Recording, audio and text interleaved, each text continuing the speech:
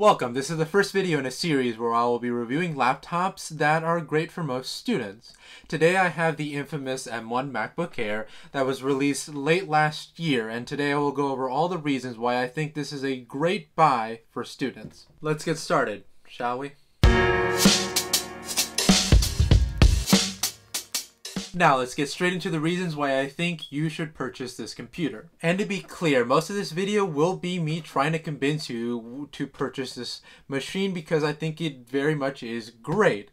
I won't talk about much of the limitations. There will be one thing that I add towards the end, but it will be mostly just the great things about it. The first and best reason is that the M1 MacBook Air has a lot of power, a lot of processing power, and I mean a lot. The M1 is an ARM processor that combines a GPU, CPU, and RAM onto one chip. This leads to a jump in performance that is way above the performance of the last model of the MacBook Air that had an Intel processor. This increased performance means that Mac applications open almost instantly, and having dozens of tabs and multiple applications open will not slow down the responsiveness of the machine. I mean, let's be honest here, we're all students, right? So we like to have dozens of tabs open because we think we might use some information from there in a week or two. So this computer will allow you to continue building on that habit. To give you an idea of the insane level of performance, I'm able to have about 100 tabs open with Teams, Spotify, and PowerPoint open in the background while I'm editing a video, without the computer showing any signs of slowing down. The MacBook Air that I own is worth about $1,600, and it includes 16 gigabytes of RAM and 1 terabyte of storage. And trust me, I know the price is quite high and not affordable for most students. Heck, I had to save up quite a bit to get it. That's why I'm going to recommend that you look at the base model that has 8 gigabytes of RAM and 256 gigabytes of storage. That one is worth $899 with a student discount straight from Apple's website. My version also has 8 cores, 4 of them being high performance and 4 of them being low performance cores, and then 8 GPU cores. The base model only has 7 GPU cores for some reason, and I don't know the exact reason why. I do strongly recommend getting more storage and memory, but if you have to pick between the two, I would say that you should go with the memory. About 16 gigabytes of RAM will guarantee that you will be able to have dozens, and even maybe close to 100 tabs open and several applications without slowing down your machine. It's ridiculous, and if you go out and watch reviews on the base model of the laptop, you'll find out that the base model performs just as well.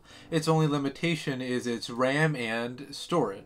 Additionally, the new chip demands a lot less power, so the battery life of this new machine is a whopping 14 hours. With this computer, you won't have to worry about carrying around a charger all day because it'll have plenty of juice to work with. But if you're still inclined to carrying around a charger, the included one is pretty light, so it won't be a hassle to have it in your backpack with all your other materials. And for students who are on Zoom calls all day, I would recommend getting a separate camera for this laptop because it is only a 720p camera, which isn't that great. I do strongly recommend that you get 1080p, but it still has a lot of machine learning that has been improved on this specific model. On the subject of portability, the machine is called the Air because it weighs only 2.8 pounds. This is very important for a student that needs to carry around a lot of books or supplies throughout the day, so the portability of it is a great plus. As for the screen size, normally I like to have 15-inch laptops, but this 13-inch laptop has been no problem for me, and honestly it's been great to have the additional portability. And if by chance you aren't a fan of macOS or of Apple because you think they try to milk the consumer, I get you.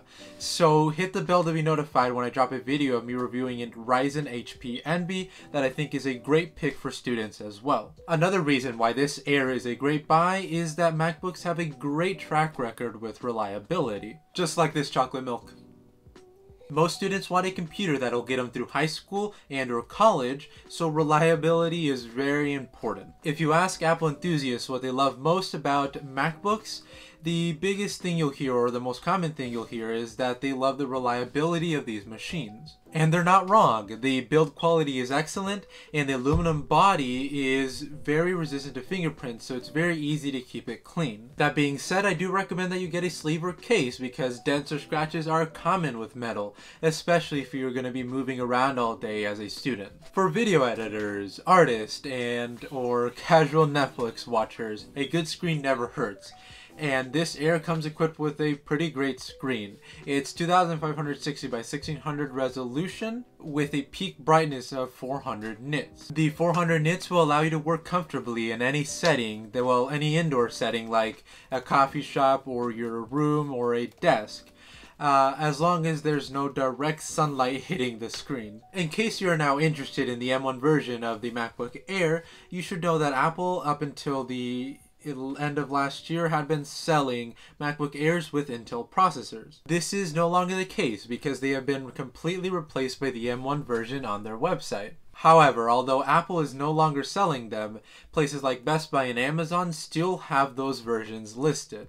I don't recommend that you purchase that version because there have been a lot of issues related to that computer for the past several years that have been fixed by this M1 version. One key issue with the Intel version was that the CPU would reach its thermal limit within a few minutes, which would lead to the responsiveness of the computer decreasing significantly and it getting toasty warm to the touch. It wasn't good and it severely limited what you could do on the Air, but the aforementioned lower power consumption of the M1 fixed this. It takes almost an hour for the MacBook to get noticeably warm for me, and that's with me working on it all the time. On top of that, there have been YouTubers who have rendered 4K video for 50 minutes straight on this computer until heat became an issue and there was a drop in performance. But the drop itself was very small. So as long as you're not doing something intense for 50 minutes straight, you should not be noticing any drop in performance, especially if you're only watching the organic chemistry tutor. Another huge plus about the M1 MacBook Air is that it's an Apple product. If you own an iPhone or an iPad, you will be able to share photos and videos and documents by using AirDrop. And specific to the iPad, you can open up Sidecar to use your iPad as a secondary display. It's a great addition to your workflow, especially if you already own Apple products. Before I wrap up, I did want to mention one of the key limitations of this computer. As mentioned earlier, the M1 is an ARM processor, meaning that traditional x64 programs that are made for Intel and Ryzen chips will not function natively on this computer. Think of Microsoft Teams or the Office 365 suite.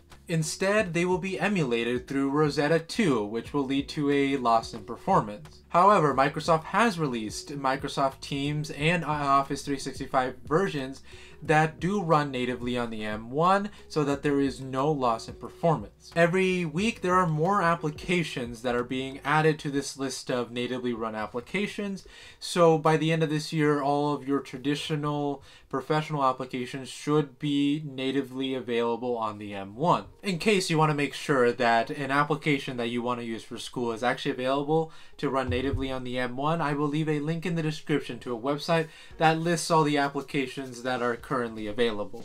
In conclusion, if you're a power user that needs a lot of processing power to do a lot of project work, well then this computer is likely for you, assuming that you aren't doing a lot of intense graphical work. As for a casual student who only needs to write essays and to web surf like crazy and wants a reliable machine, this is probably it. The cost of this computer is high, I get it, but with the reliability and performance that you are getting from this machine, it is likely that you will not need a new one soon. But if you're still not convinced or you're not a fan of macOS and you prefer Windows or Linux, then come back next week. I will be reviewing an HP Envy with a 3rd generation Ryzen processor. If you enjoyed, please consider liking the video and subscribing to my channel. And if you have any questions, please leave them in the comment section down below. I will be happy to answer them, and until next time, adios.